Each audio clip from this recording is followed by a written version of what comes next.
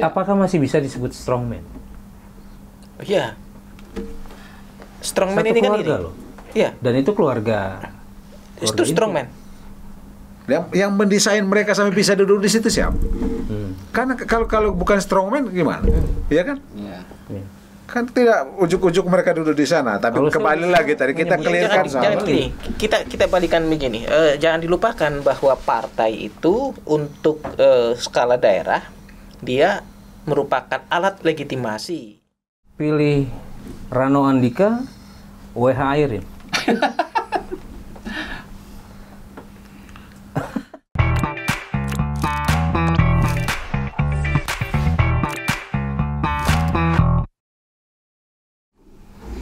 Sudah hadir di studio Banten Podcast. Tentu saja kehadiran mereka sebagai pengamat politik Banten dalam rangka menggelar dan membaca peta politik 2024 untuk melihat peluang dari elektabilitas masing-masing calon dan kekuatan politik untuk mengisi kepemimpinan di legislatif maupun eksekutif. Dan mari saya perkenalkan satu-satu. Tentu saja ada Bang Usep. Apa kabar Bang? Baik. Ini kita jangan serius-serius ini. santai aja. Yang serius berarti tim sukses. Ya. Benar. Beliau akademisi sekaligus pengamat politik. Nah, di sebelahnya yang berbaju merah, berwibawa dan bersahaja tentu saja dalam mengamati politik, Mas Jo, pengamat politik dan hukum. Beliau akan memaparkan banyak nanti tentang peta-peta yang tersembunyi. Tentu saja bukan peta Dora. Benar ya, Dora namanya kan? Dora. Film kartun. Explorer ya. Dan yang tidak asing tentu saja ada Kang Ucu. Beliau mengenal betul seluk-beluk bagaimana perpolitikan di Banten. Saya harap Kang Ucu bisa lebih lugas. Sampai dompetnya juga hafal. Iya. Jadi Kang Ucu ini hafal elektabilitas, popularitas, dan isi tas. Yang penting ada tasnya. Apalagi sudah mengantongi data-data LHKPN yang bisa jadi bargaining untuk masyarakat. Jangan lagi menerima Pemegang kunci lah. Jangan lagi menerima di bawah 100.000 karena kenaikan per tahun 400 juta setiap anggotanya. Nah, minimal di angka 500 lah kalau mau nyogok. Tentu kita nggak akan bicara peta money politik. Dan di sebelah saya senior dari para jurnalis di Banten juga akan paham bagaimana peta politik di Banten. Jadi kita akan kupas selama 30 menit ke depan. Untuk yang pertama saya minta paparan tentang peta politik ini tentu saja dari Kang Ucu untuk menggelindingkan semua potensi pencalonan yang akan terjadi serta dinamika dan peluang dari keterpilihan peta politik yang dipaparkan. Silakan Kang Ucu. Assalamualaikum warahmatullahi wabarakatuh. Salam. Pemilihan ini kan ada dua ya. Ada calon dewan atau pileg dan ada calon gubernur. Kalau kita bicara tingkat provinsi. Nah, sebenarnya kan lebih tepat Kang Usep yang lebih ahli di peta berdasarkan ilmu politik. Kalau saya sih ngelihat peta politik itu simpel sekarang. Karena masyarakatnya juga sudah simpel sekarang. Siapa yang paling banyak hartanya itu yang mungkin kemungkinan jadi gitu loh. Jadi kalau ngelihat ke sana, maka saya lihat sih ada darah baru di PDIP. PDIP itu punya darah baru karena ada calon yang namanya Napitupulu, Amin Napitupulu. Itu nyalon di PDIP. Dan kita tahu Amin Napitupulu itu kan pemain solar. Calon legislatif. Ya, calon legislatif. Pemain solar yang Provinsi. Untuk provinsi dari Kota Serang kalau tidak salah. Nah itu kan kita yang suka main di lapangan kan apal 6-10 itu kan kadang kita sebut duitnya nggak berseri. Ya, artinya dalam posisi pakem saya, wah ini kemungkinan besar ini bisa mendongkrak PDIP karena PDIP sudah tidak pusing lagi mungkin soal logistik kan, sudah ada bohir biasanya kan begitu. Nah di sisi lain saya kemarin juga nyatet ya LHKPN ya dari para anggota dewan. Di sini ada lumayan banyak. Wah, ya. Jadi kalau kita rata-ratakan itu harta incumbent atau apa namanya anggota dewan yang kemarin dan bakal nyalonin itu rata-rata harta wakil rakyat itu di angka puluhan miliar atau 5 miliar ke atas walaupun ada yang 2 miliar kalau dirata-ratain. Sehingga ini modal yang cukup kuat buat anggota dewan periode ini bisa nyalon lagi. Apalagi 10 besar itu kalau Pak Sofyan kayaknya sudah luar biasa. Pak Sofyan itu kalau nggak salah dari Gerindra. Dia punya hartanya sampai 117 miliar. Artinya kalau pakai pakem saya ya itu hal yang ringan dia nyalon lagi. Itu uang semua ya? Enggak juga. Itu kan ada harta tanah. Terutama dia asetnya tuh lumayan tinggi. Kemudian ada Dede Rohana yang hartanya 44 miliar.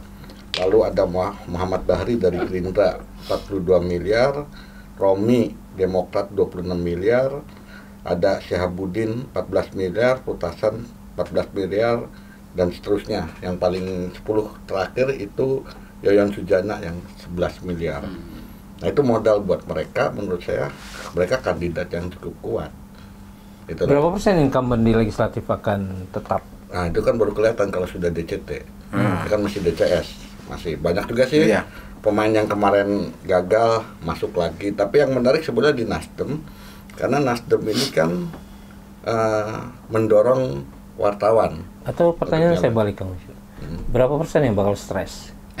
Kayaknya ini juga ini persoalan. Kenapa rumah sakit jiwa nggak jadi dibangun di Banten? Itu kan lebih parah gitu. Itu kalau dari sisi dari sisi kekayaan, bilang berdasarkan dia saya pakamnya. Nah, kalau yang terbawah tuh sebetulnya agak membingungkan karena yang paling termiskin itu adalah Pak Teguh Istal dari Golkar. Dia minus 1 miliar 200 juta. Cuman persoalannya kita bingungnya kenapa?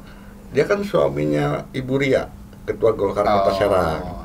Nah ini kan juga nggak bisa langsung distatis, dia nggak bisa nyalon gitu kan. Kita tahu kekuatan istrinya seperti itu gitu loh. Tapi kalau dari LHKPN memang yang merugikan, yang paling meragukan itu Pak Teguh. Sementara di urutan kelimanya yang paling miskin itu Pak Nawa Said atau Canawa yang harta kekayaannya cuma 530. Kenapa kategorinya paling miskin? Karena memang kalau diurut hartanya urutan miskin. LHKPN. Nah, Kang Ucu, itu dari legislatif. Kalau eksekutif untuk gubernur, bupati, wali kota, nama-nama yang bisa dimunculkan? Kalau menurut saya calon kuat bagaimanapun dari dinasti, yaitu Airin. Karena sepaham saya hasil ngobrol dengan berbagai orang, semua tokoh di Banten tuh nggak ada yang pengen jadi gubernur, tapi pengen jadi wakilnya. Iya, iya jadi wakilnya Airin gitu loh. Ya, ingat saya podcastnya Pak WH sendiri di Banten Podcast, kan sempat ngomongnya begitu. Ya saya kan sudah punya perjanjian dengan Andika untuk maju. Artinya secara tidak langsung WH juga mengharapkan jadi disupport oleh dinasti Rau gitu loh, atau dinastinya Atut Kosia.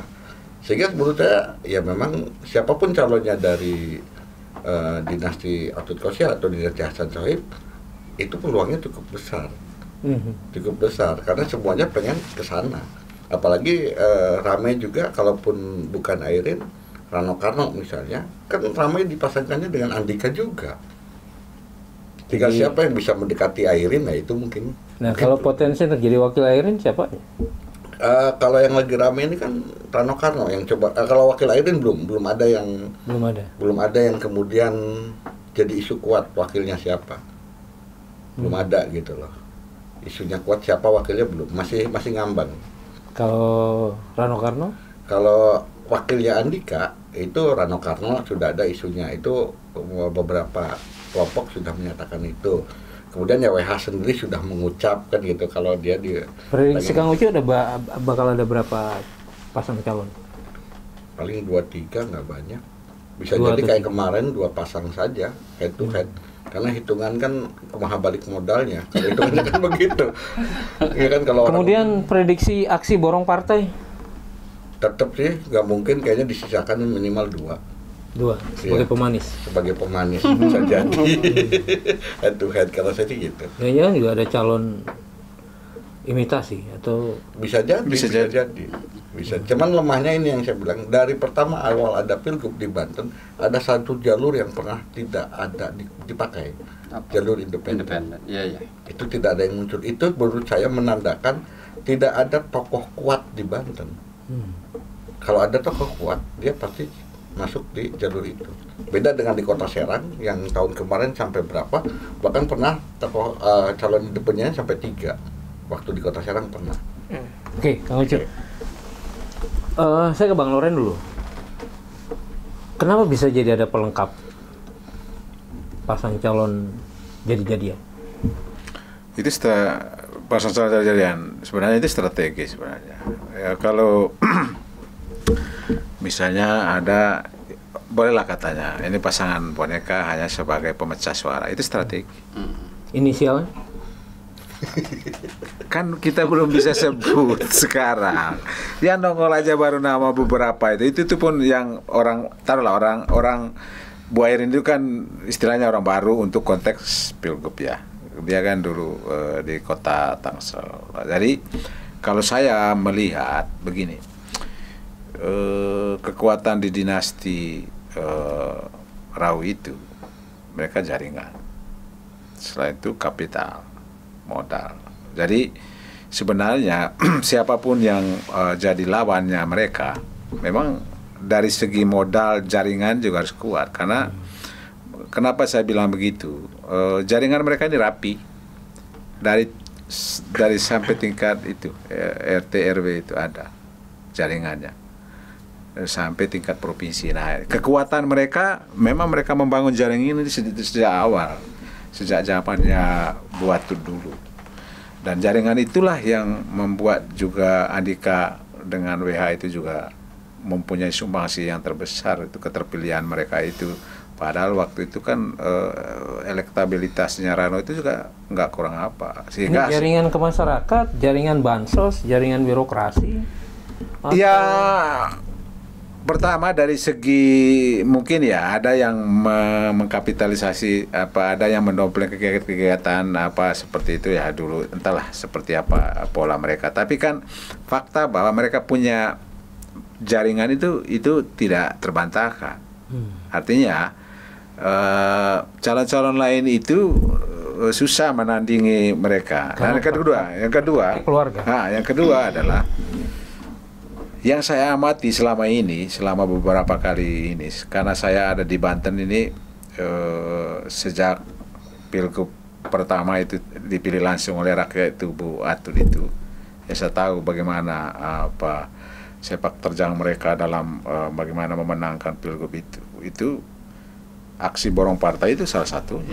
Bagaimana mematikan langkah lawan itu ya salah satunya ya borong partai. Mereka sisakan beberapa aja sehingga Nah, sisa beberapa partai itu karena partai ini nggak ingin diborong atau memang dijadikan sebagai partai jadi-jadian juga? kalau misalnya memang ada yang nggak mau masuk ke koalisinya dia, ya disisakan sama dia, biarkan aja dia ini. Nah, sengaja disisakan? Dia disisakan. Bukan karena nggak mau?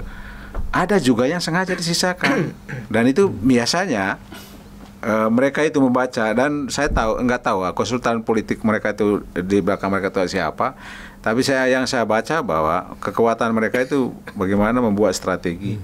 Itu sangat-sangat bagus dalam hal strategi. Saya nggak tahu mereka menggunakan konsultan politik yang mana. Tapi keunggulan mereka itu, kalaupun Bu Airin maju nanti, saya yakin walaupun mungkin dari segi elektabilitas sekarang ini mungkin belum terlalu ini, karena memang dia kan dulu ya dikenal di kota Tangsel.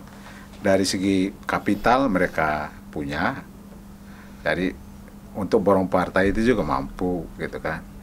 Nah dari segi jaringan tadi itu ada. Jadi kalau yang ngelawan itu ya harus benar-benar. Biasanya partai sisa partai mana? Kalau biasa nggak ada biasa dalam politik itu. Tidak ada yang biasa.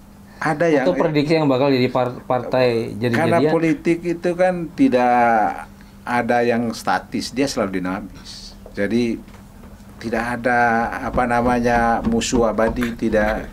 Dari semuanya kepentingan. Nah, Bisa aja pilgub lalu ada partai ini yang berseberangan, bisa aja bergabung. Misalnya PDP pingin ya udahlah saya gabung. Misalnya. tadi Kang Ucu udah nyebut tuh ada Pak WH berpotensi untuk nyalon, Bu Airin, kemudian ada Pak Andika, Iya. kemudian Pak Rano Karno, ya. dan yang terakhir Nah yang sudah pasang baliho mah ada tuh Ratu Ageng apa gitu. Udah pasang di mana-mana. Cuman dari partai mananya belum jelas juga. jelas. Itu. Prediksi Bang Loren, Pak Al Muktabar juga akan nyalon. Dari partai mana? Tapi udah ada 2 partai yang Saya sih menawarkan. agak sanksi kalau soal itu mah, itu mungkin hanya apa sengaja narasi itu dilemparkan. Tapi bagi saya mungkin yang jelas yang saya tahu sikap partainya itu Golkar. Kalau PDP sendiri saya nggak tahu apakah nanti akan mengusung Rano atau yang lain. Tapi Rano sendiri sekarang udah muncul ke publik lah soal nanti dia calon. Sementara Pak WA juga kan udah secara eksplisit mengatakan akan mencalonkan lagi. Cuman 3 itu doang yang saya pikirin Ini ya. sebelum saya pindah ke para pengamat, 8 kabupaten kota ini kenapa nggak belum tersentuh? Maksudnya Belum muncul nama-namanya. Kabupaten, Kota Serang, Cilegon, gaungnya kali. belum ada Gaungnya. belum ada nama yang muncul. Kalau di Kota Serang udah ada. Kalau di kabupaten kan udah ada. Di kabupaten udah ada. Kabupaten sudah ada Andika Iya. dan Andika. Di Kota Serang kan ada kemungkinan pasangan Saprudin dengan Ria. di Kabupaten Serang itu Andika dan Nah, Andi kan ini tanda tanya ini, ininya masih siapa calon wakilnya? Masih siapa calon wakilnya? Hanya untuk sementara ya. Untuk sementara Pak Andika itu di Kabupaten Serang, Bu Airin di provinsi. Kita nggak tahu nanti apakah ada dinamika menjelang 2024 itu, kita kan nggak tahu. Oke. Sebelum ke Mas Jo, saya ke Bang Usep dulu. Bagaimana peluang elektabilitas masing-masing nama yang sudah tersebut? Ya, kalau di Pilgub saya kira nama-nama yang tadi dibicarakan itu saya kira masih sebatas itu gitu. Artinya kurang banyak juga alternatif yang muncul. Ini juga menurut saya harusnya jadi kritik terhadap partai politik gitu, bahwa kita ini miskin gitu, apa namanya, alternatif pemimpin gitu. Jadi hanya orang-orang yang memang secara sudah muncul belakangan gitu. Nah, seperti saya baca di beberapa survei itu masih Pak Wahidin Halim ya, Pak Rano Karno gitu. Waktu belakangan ada Airin ya. Dulu belum begitu muncul, tapi beberapa terus sekarang gencar ya di mana-mana. Itu juga ya itu kritik ya. Dan sumbernya masih itu juga. Kita tahu misalnya Pak WH ini juga incumbent sebenarnya ya, calon gubernur sebelumnya. Pak Rano juga yang bertarung dengan Pak WH gitu. Masih itu Bu Airin itu juga dari dari wali kota Tangsel gitu. Itu masih di situ gitu. Jadi sepertinya bahkan di beberapa wilayah yang saya dengar gitu, misalnya belum begitu muncul ya calon-calon kepala daerah, itu juga masih banyak yang ditunggu gitu. Ya kita juga tahu ya, mungkin juga kalau di daerah itu juga tidak terlepas dari politik nasional juga. Karena kita tahu juga waktu 2019 itu Pilpres itu sangat mempengaruhi terhadap keterpilihan caleg gitu ya, bahkan keterpilihan pilgub gitu. Itu sangat pengaruh peta politik di nasional itu. Kita tahu misalnya yang muncul sekarang kan ada paling tidak ada tiga yang punya elektabilitas paling tinggi ya. Ada Pak Ganjar, ada Pak Prabowo, ada Pak Anies. Itu saya kira juga akan mempengaruhi peta politik koalisi nanti di Banten. Jadi misalnya kalau nanya tadi Bang Ucu berapa ya misalnya yang muncul di koalisi di Banten, itu saya kira juga akan dipengaruhi juga oleh peta politik nasional gitu. Betul. Karena ini berdekatan ya antar satu dengan yang lainnya. Jadi itu ya kalau saya lihat peta politik pilgub ya, dan beberapa sebenarnya di pilkada daerah yang kota atau kabupaten itu juga beberapa muncul ya, misalnya incumbent ya di Cilegon ada Pak Heldi dan wakilnya. Saya kira juga mungkin beda kongsi itu bisa berubah. Bisa berubah. Begitu juga di Serang. Tapi yang saya ingin tekankan selanjutnya juga sebenarnya bahwa dinasti itu, kalau kita sebut-sebut dinasti ya dengan berbagai definisi ini ada itu bisa dikalahkan, Pak. Jadi 2019 itu juga kan di beberapa tempat dinasti itu atau incumbent itu bisa dikalahkan. Misalnya di Cilegon itu kalah. Lalu kemudian di Kota Serang juga demikian gitu. Lalu kemudian ya di beberapa tempat kayak di Kota Tangsel ya relatif sih sebenarnya. Dan itu di kota munculnya karena mungkin perilaku politiknya itu juga karakter pemilih itu juga agak berbeda. Perilaku pemilih di kabupaten dan di kota itu kalau mungkin pemilih rasional itu lebih atau yang ingin perubahan lah gitu ya. Jadi orang yang ingin perubahan itu juga agak dalam tanda petik berjuang untuk memperjuangkan itu ya. Jadi tidak menerima begitu saja. Dan seperti di Cilegon gitu ya. Dan itu putar turnout-nya itu tinggi juga. Saya amati ya di beberapa pilkada yang sama itu ya, di beberapa kota yang punya ingin perubahannya sangat tinggi, itu putar turnout-nya tinggi, partisipasi pemilihnya tinggi. Orang yang masuk ke TPS Cilegon itu tertinggi, lalu kemudian Serang dan Kota Tangsel itu tinggi dibanding dengan Kabupaten Serang. Saya amati. Jadi saya ingin bilang gitu ke partai-partai itu agar menyiapkan pemimpin, jangan terus a priori. Saya setuju Bang Loren, bisa berubah, dinamis terus gitu, bahwa politik itu dinamis. Incumbent atau dinasti itu bisa dikalahkan gitu. Apalagi misalnya kalau bisa memberikan gagasan yang lebih dibanding incumbent itu. Dan kita tahu juga misalnya kayak Cilegon, Kota Serang, kalau secara dievaluasi itu ya tingkat kepuasannya juga tidak terlalu tinggi gitu. Lalu banyak juga gagasan-gagasan atau program-program yang tidak bisa dieksekusi. Jadi itu sebenarnya kalau bisa menawarkan antitesa ya, dari beberapa kota, di kota-kota terutama yang politiknya sangat lebih dinamis ya dibandingkan. Kita tahu ya kalau di kabupaten gitu kan seperti borong partai lalu itu terjadi. Tapi di kota-kota yang punya antitesa yang agak diametral gitu, itu bisa dikalahkan saya kira. Gitu. Jadi jangan takut lihat dulu dinasti ini, dinasti tahu apa-apa gitu. Bisa dikalahkan saya kira, apalagi misalnya di kota ya, struktur demografinya itu juga, atau secara keseluruhan lah Banten.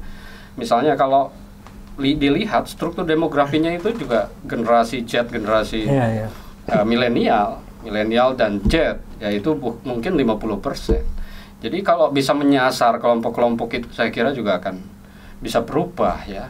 Dan tawaran terhadap generasi-generasi ini itu juga berbeda dengan gaya atau karakter berpolitik di masa-masa sebelumnya ya, dinasti itu. Orang mungkin sudah bosan juga dengan itu lagi gitu. Makanya partai politik ini menurut saya harus berani memunculkan tokoh baru di luar tokoh-tokoh yang sudah ada. Yang muncul kan sekarang yang punya popularitas, elektabilitas dan akseptabilitas itu yang bisa dinilai ya orang yang populer selama ini, yang memang dari awal didesain untuk muncul gitu. Kayak Wahidin itu kan sebenarnya udah nyalon. Rano ya wajar lah kalau di airin belakangan terusan. Berdasarkan pilgub ke belakang ini kan selalu ada koalisi besar untuk pasangan calon yang memang berasal dari keluarga. Nah, bisa diprediksi nggak partai-partai mana yang akan menjadi koalisi besar? Ya, makanya kalau menurut saya juga akan terpengaruh juga oleh koalisi nasional itu. Karena di sini hati-hati.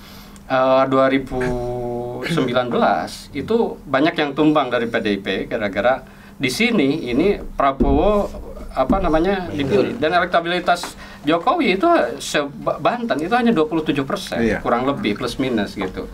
Makanya PDIP tumbang di beberapa kan untuk pusat, untuk provinsi beberapa tumbang tuh, kayak ketua DPRD-nya Sep Rahma.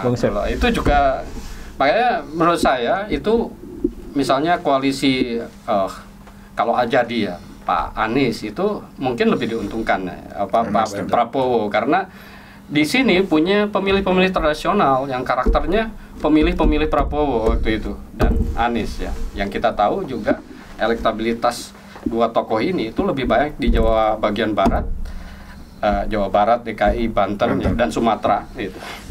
Nah, Pak Ganjar kan lebih banyak. Makanya walaupun kemarin ya ini makanya harus hati-hati menentukan koalisi kalau di pilgub kemarin. Dan itu salah satunya misalnya kalau ada yang menganalisis juga misalnya Pak Rano itu juga kalah waktu itu padahal incumbent waktu itu. Dan potensi menangnya sangat tinggi di beberapa survei itu. Tapi dia disambungkan dengan politik nasional, akhirnya sentimen itu muncul dan digoreng terus kemana-mana akhirnya menurunkan elektabilitas. Saya kira itu untuk. Saya ke Mas Jo. Ini tadi sebagian nama yang muncul itu dikaitkan dengan dinasti. Saya yakin Mas Jo ini menolak bahwa ada politik dinasti. Tapi pertanyaan saya bukan ke sana. Sejauh mana presisi dari konteks dinasti dan bukan dinasti mempengaruhi pemenangan politik? Oke. Kalau konteks dinasti dan bukan dinasti masih sangat mempengaruhi. Buktinya, 3 pembicara di sini semuanya menyebut dinasti sebagai domain yang mempengaruhi calon. Tidak disebut bahwa ini berasal dari partai mana, tidak. Airin akan dikaitkan. Maka penggunaan dinasti masih sangat berpengaruh terhadap pemilih. Dan itu tidak bisa dipungkiri. Itu tidak bisa dipungkiri. Nah, frame itu masih ada di benak masyarakat. Persoalannya adalah ada orang yang menggunakan itu sebagai sasaran politik, ada yang menggunakan itu sebagai kendaraan politik. Jadi menjadikan sasaran, menjadi lawan. Ya, nanti seperti yang disampaikan oleh Pak Usep tadi, jangan itu lagi. Nah, itu kan berarti mereka mencoba untuk membangun kontra dinasti. Nah, terus tadi yang dibilang, siapa yang berani menandingi? Kayak Pak Usep sampaikan, Pak Loren sampaikan tadi. Siapa yang bisa menandingi dua itu? Nah, ini menandakan bahwa ini kuat. Maka sebenarnya tesisnya adalah bukan tentang dinasti, tetapi tentang strongman, lokal strongman yang ada di Banten. Nah, lokal strongman di Banten ini bergantung kepada putusan-putusan final politik di Jakarta. Ya, ini jadi problem. Satu itu. Yang kedua, tadi tentang elektabilitas. Orang-orang yang tadi disebutkan, Airin, WH, dan seterusnya, itu masih menjadi spekulasi. Kan? Lokal strongman juga punya kaitan nggak dengan family strong family? Oh iya. Keluarga yang kuat itu merupakan bagian dari lokal strongman. Di selatan ada lokal strongman. Kemudian di pusat Banten itu lokal strongman. Itu kan menunjukkan. Artinya Mas Jo ingin menamakan dinasti itu dengan local strongman. Oh, bukan. Esensinya sama. Bukan. Tetapi kita melihat tadi ya, Pak Loren bilang ada jejaring yang sudah dibikin. Ada jejaring yang sudah dibikin. Nah, ada nggak pihak lain yang menggunakan itu? Yang sudah membangun jaringan sampai ke bawah? Belum. Nggak ada. Maka ini bukan persoalan politik dinasti, tetapi bagaimana mereka membangun jaringan sampai ke bawah dan dipelihara sampai bertahun-tahun, beberapa kali pemilihan. Mereka yang bertahan membangun sistem itu, mereka akan bisa bertahan. Tetapi kalau sistemnya adalah menggunakan duit tadi, kaya-kayaan, adu kaya, adu modal, ya tidak perlu pakai sistem. Mendekati hari H, DCT sudah ditetapkan, bikin tim, biayai, selesai. Nah, saya konfirmasi sedikit aja, Bang Usep. Jaringan yang dipelihara bertahun-tahun, dan itu jaringan keluarga, tidak bisa disebut dinasti. Apa tanggapan? Ya, kalau saya begini ya, politik di Banten itu memang dibangun oleh partai politik, lalu kemudian juga dikawinkan dengan local strongman tadi yang mempunyai sistem yang juga tidak kalah kuat dengan partai politik. Itu kan yang menjadi kuat itu. Jadi betul. penguasa partai politik itu juga local strongman itu. Gitu. Itu akhirnya kan memang kebulak-balik ya. Jadi memang karena jejaring yang dipakai gitu, dia memakai jaringan partai politik, dia memakai jaringan yang dibangun sendiri lewat organisasi-organisasi korporasi menggunakan jejaring formal yang di situ itu juga diberikan sentuhan oleh orang birokrat yang memang berasal dari local strongman ini. Ya, jejaring ini akan sangat kuat sehingga tidak bisa menurut saya menafikan itu. Jadi kalau bicara Banten mesti bicara kekuatan itu.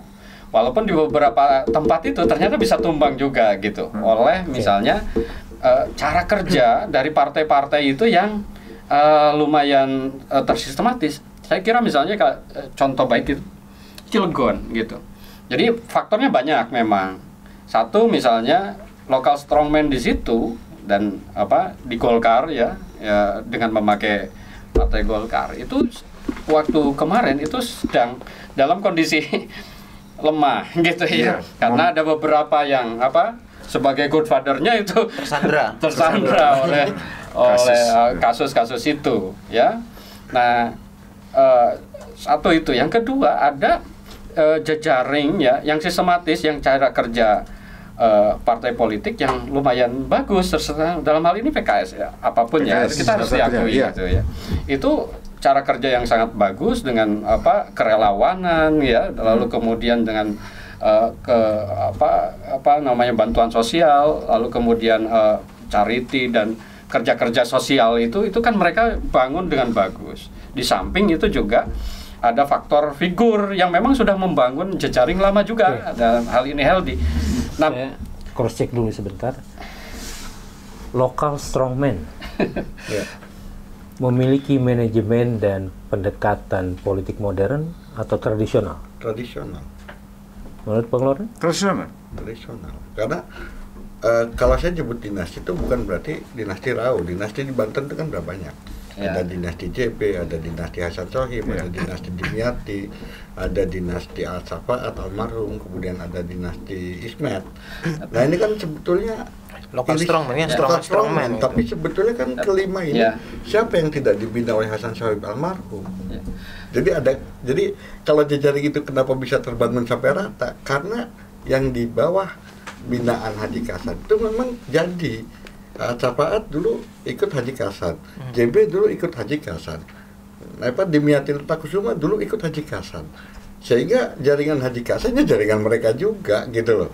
Nah ini yang menyebabkan siapa yang berani ngelawan gitu loh. Kalau di perguruan tinggi, waduh kita keseru ngelawan guru kan ogah gitu. Nah itu yang disebut saya tradisional gitu loh. Tapi kalau ikatan, mohon maaf, saya agak berbeda ya, dengan Bang Ucu, dengan Bang Loren ya. Tapi mereka juga menggunakan sistem jejaring modern dengan menggunakan partai politik dan beberapa birokrasi, kalau boleh kita definisikan itu. Jadi ikatan-ikatannya juga tidak melulu bahwa hubungan karismatik gitu. Kalau tradisional itu kan karena siapa melawan guru gitu, itu kan hubungan karismatik.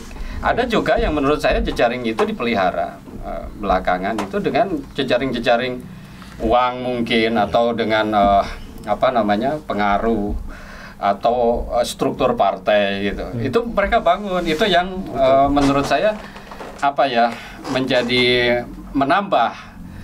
Nah, karena memang kalau mempertahankan pola-pola tradisional, misalnya hubungan yang karismatik tadi ya, hubungan antar patron klien, dan itu mungkin itu akan berlaku di masyarakat tradisional.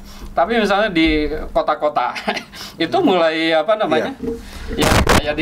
buktinya di beberapa tempat tumbang gitu loh. Nah, saya punya dua pertanyaan terakhir. Enggak, saya jelaskan dulu soal Bang Loren. Soal apa? Saya ingin tanya dulu. Local strongman representasi dari keluarga politik atau bukan? Ya, politik lah. Tapi sebelum representasi keluarga. Jadi gini, sebelum saya melangkah ke sana, saya coba menanggapi tadi pernyataan dari Kausep tadi ya. Nah, kenapa saya bilang tadi tradisional? Karena awalnya jaringan ini memang dibangun sejak zaman Hasan Sohib melalui organisasi, ada namanya Relawan Banten Bersatu. Sampai sekarang masih ada? Masih ada. Ada melalui organisasi pendekar. Ada yang namanya relasi organisasi pencaksilat itu ada. Ya. Pokoknya dari berbagai organisasi yang dibangun oleh Hasan Sohib itu jaringannya selalu ada sampai tingkat bawah. Nah, jaringan itulah yang mereka pelihara. Lalu ketika pilgub, jaringan itu yang mereka lakukan. Lalu itu diperkuat oleh struktur yang modern dari partai, kan itu Golkar juga kan cara kerjanya sampai ke tingkat ini juga kan, sampai ke tingkat RT RW juga. Nah, tadi pertanyaannya apakah itu politik? Representasi dari keluarga. Representasi dari keluarga. ini pertanyaan ini saya membingungkan pertanyaan ini. Iya kan, ini ada perkawinan. Itu politik komunal. Iya. Itu politik komunal. Bukan keluarga. Representasi dari keluarga, apakah itu politik? Pertanyaannya katakan. Iya, yang dimaksud local strongman, saya ingin pertanyakan ke Bang Loren, ya. Dia representasi keluarga atau yang seperti yang dibilang Bang Ustad? Mas Jo. Jadi gini, dia komunal. tidak semata representasi keluarga, tapi ketika dia dibawa ke ranah politik, ini tadi strongman ini dari satu keluarga ya, keluarga besar, ada strongman-nya. Nah, ketika dia dibawa ke ranah politik, dia itu menjadi politik toh. Dia representasi dari partai. Di sana kan diusung oleh partai-partai. Dia itu berasal dari satu keluarga. Nah, kemudian kenapa disebut dinasti tadi? Karena dari jaringan keluarga ini lalu ditempatkan di sana, di sini kan gitu. Dari satu keluarga besar ini. Nah, ada yang ditempatkan di kabupaten, ada yang di ini, ada yang di DPR, ada yang di DPR RI, DPRD kan. Itu tadi pengertian itu. Artinya dari lingkaran keluarga yang sama. Itu kan. Nah, seolah-olah itu kan dinasti. Sebenarnya kan begini. Bahasa dinasti itu kan sebenarnya salah, agak keliru juga sih sebenarnya menurut saya. Karena proses pemilihan ini kan dipilih rakyat, bukan ditunjuk. Betul. Sebenarnya tapi ketika ada satu keluarga yang menjadi gubernur misalkan, menjadi bupati, menjadi wali kota, menjadi legislatif, apakah masih bisa disebut strongman? Iya. Strongman satu ini kan keluarga ini. Loh. Iya. Dan itu keluarga. Itu strongman. Yang mendesain mereka sampai bisa duduk di situ siapa? Karena kalau bukan strongman gimana? Iya kan? Iya. Kan tidak ujuk-ujuk mereka duduk di sana, tapi Kalau kembali saya lagi tadi kita clearkan jangan sama. gini, kita balikan begini. Jangan dilupakan bahwa partai itu untuk skala daerah dia merupakan alat legitimasi. Tapi saya ingin berdamai sama Mas Jo. Pasti setuju. Strongman belum tentu strong leadership. Oh Ya. iya, itu jelas. Saya juga ingin berdamai sama Kang Ucu. Di kesimpulan terakhir, semua bermula dari almarhum Haji Hasan Shaiq. Bisa nggak dibilang Banten adalah kesultanan demokrasi? Nggak bisa. Nggak bisa. Nggak bisa. Nggak bisa. Nanti Karena- Indonesia adalah kesultanan Golkar ya. Tapi kalau untuk menghilangkan korupsi nggak apa-apa. Karena kalau kesultanan kan berarti tidak ada uang rakyat, adanya uang kesultanan. Oh iya benar, definisi korupsi kerugian negara ya. Nah, pertanyaan terakhir, apakah setiap kabupaten kota itu akan direpresentasi oleh strongman, face to face, strong family? Iya. Betul. Jadi begini Pak Ihsan. Ini makanya tadi Kang Usep kan menawarkan menyentil partai-partai itu. Coba mereka tonjolkan munculkan orang-orang baru supaya tidak ada orang yang sama selalu muncul. Misalnya di Lebak pasti yang menggantikan Bu Iti siapa? Pasti kan orang masih segaris dengan itu. Nanti di Pandeglang yang menggantikan Bu Irna siapa? Pasti segaris dengan itu. Bahwa Cilegon itu ya karena momentumnya pas saja. Ya, itu. Karena momentum aja. Kalau dulu tidak ada persoalan Kecelakaan politik. itu. Iya kan? Kecelakaan politik ya. Itu kecelakaan politik memang. Kalau tidak ada kecelakaan itu pasti. Kota Serang. Nah, yang murni saya lihat itu di Kota Serang.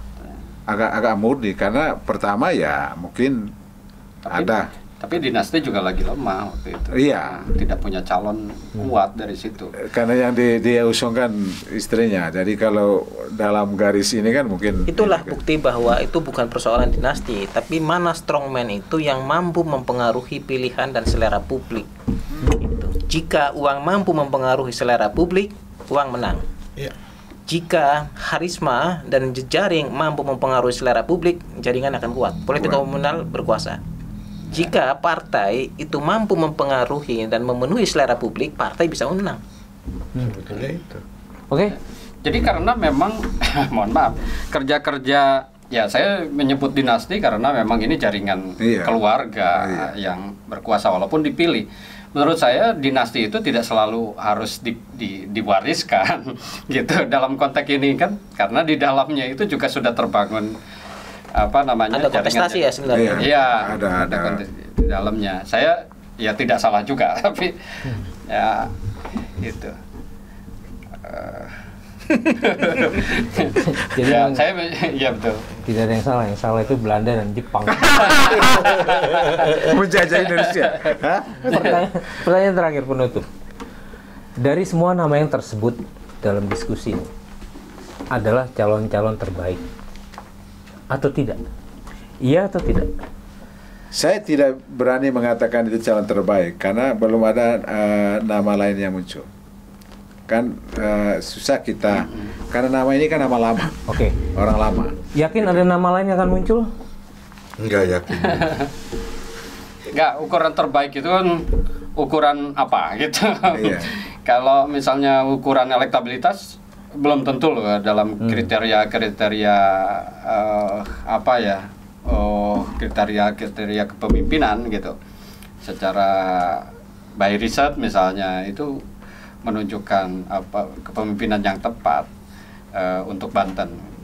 Ya bisa jadi mungkin dalam konteks sekarang untuk memperbaiki perlu apa kriteria yang sangat Iya. ideal dan apa punya apa tangan besi atau apa gitu loh yang untuk karena tidak bisa. Nah, tapi kalau dalam konteks elektabilitas pasti itu diperhitungkan. Jadi apa ya? Ya ini makanya partai politik itu berani nggak memunculkan apa namanya membuat konvensi atau apa Iya. gitu untuk memunculkan nama yang memang terbaik, lalu kemudian disodorkan pada rakyat. Dan alternatif itu Persoalannya di situ, Pak. Partai Itu. politik berani nggak menanggung kekalahan kan gitu. Saya pengen nanya ke Mas Jo. Pertanyaan terakhir sebelum ke Bang Usep. Local strongman, apakah sudah menjadi bagian dari kaderisasi partai? Tadi nggak ditanya terbaik atau tidak terbaik. Sudah out of date. Oh gitu. Karena saya mau bilang begini, pada posisi nama-nama calon itu saya bilang Airin yang terbaik. Pada posisi itu. Kenapa? Pak WH belum tersiar. Kita spekulasi bahwa dia akan mencalonkan diri. Rano belum tersiar juga, kan? Tetapi Airin secara gentleman dia menyatakan diri bakal calon. Jadi dia di titik ini dia berani melangkah di situ. Dan itu menandakan bahwa ada pengkaderan yang baik di lingkungan itu. Di tingkat lokal strongman itu sudah Di ada lingkungan partai atau keluarga? lingkungan strongman. Kalau saya maju, Bapak jangan maju. Iya.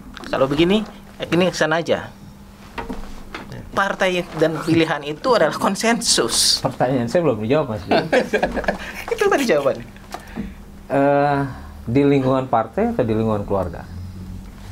Di lingkungan komunal, karena ini tidak bisa dibatasi partai dan keluarga. Oke. Terakhir ke Bang Usep. Ketika penyebutan dan fenomena dinasti menjadi samar, karena faktanya dia adalah keluarga, tapi kemudian juga ada kontestasi di dalam. Iya. Apakah ini menjadi suatu yang baik dan sehat untuk demokrasi? Sebenarnya wacana ini lama ya digulirkan. Sempat juga mau dilarang oleh konstitusi ya, menjadi perdebatan itu. Misalnya kalau gubernur di atas, lalu kemudian sebenarnya bukan pada kepala daerahnya selesai incumbent misalnya lalu diganti oleh salah satu family, bukan di situ, tapi misalnya dalam konteks satu masa jabatan tertentu itu kalau ada garis yang keluarga padahal mempunyai peran fungsi yang seharusnya berbeda, misalnya satu di eksekutif, satu di legislatif, itu akan konflik of interest gitu. Kan lebih berbahaya kalau seperti itu ya. Iya, gitu. Maksudnya berbahaya? Iya, kalau dalam satu masa jabatan itu lalu kemudian kan yang terjadi yang dikritisi itu soal menempatkan dari keluarga itu kalau boleh di dinasti dalam satu masa jabatan di setiap lini fungsi pemerintahan itu ada orang-orang kunci dari itu, sehingga yang harusnya fungsi sebagai pengawasan itu tidak lagi berfungsi dengan baik karena di situ adalah keluarganya yang diawasi, itu yang sederhananya suaminya jadi kepala daerah, ya, istrinya menjadi kepala legislatif ya. Ya, gitu. Nah, tapi sebenarnya kalau ketika ibunya misalnya hari ini menjadi incumbent lalu kemudian anaknya ternyata misalnya secara kontestasi politik di partainya dicalonkan lagi dan terpilih, itu kan sebenarnya kecanggihan kelompok itu atau lokal itu untuk membangun atau meregenerasi dalam kepemimpinan. Siap. Dan itu diupayakan gitu. Oke, Bang. Ya, Ini benar-benar terakhir. Saya hanya ingin para narasumber memilih, tidak memberikan argumentasi. Pilih Rano Andika, WH Airin.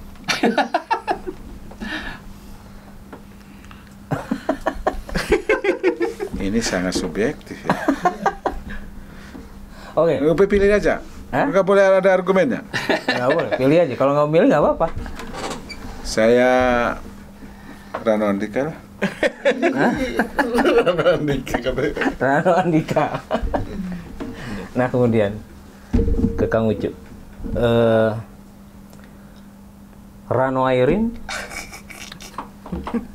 atau WH dengan Airin? Saya pilih Airin di gubernur. Jadi? Airin dengan siapapun nggak jelas. Yang penting Airin dia gubernur. gubernur. Jadi sudah ada dua Airin. Nah, saya nggak ditanya. Iya dong, tanya. WH Ratu Agan atau Rano Andika? Saya alternatif ketiga, Loren Ihsan.